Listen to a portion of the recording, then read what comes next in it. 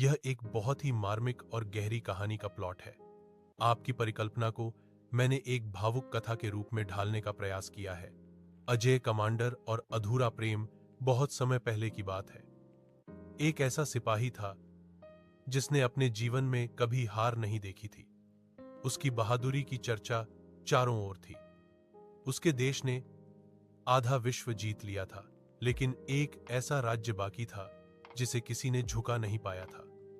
उस अपराजय देश को जीतने के लिए राजा ने उस सिपाही को पदोन्नति दी, कमांडर बनाया और युद्ध के मोर्चे संभालने भेजे।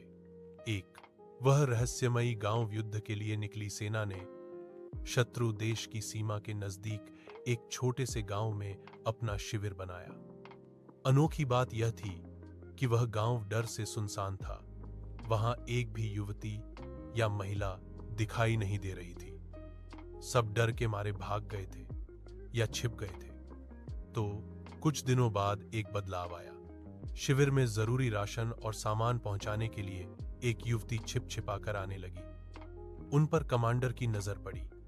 कमांडर की सौम्यता और युवती के साहस के बीच धीरे धीरे प्रेम की कोमल भावनाएं प्रस्फुटित हुईं। सिपाही हरू को विद्रोह और शर्त बहुत समय बीत जाने पर भी युद्ध शुरू नहीं हो सका था।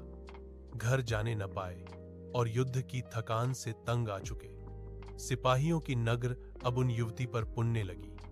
उनके मन में पाप पला।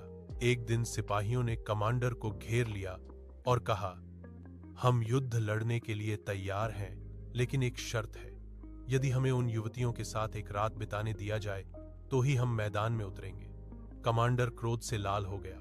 उसने अपने ही सिपाहियों की ऐसी नीच मांग को सीधे तौर पर अस्वीकार कर दिया। बाकी अगले में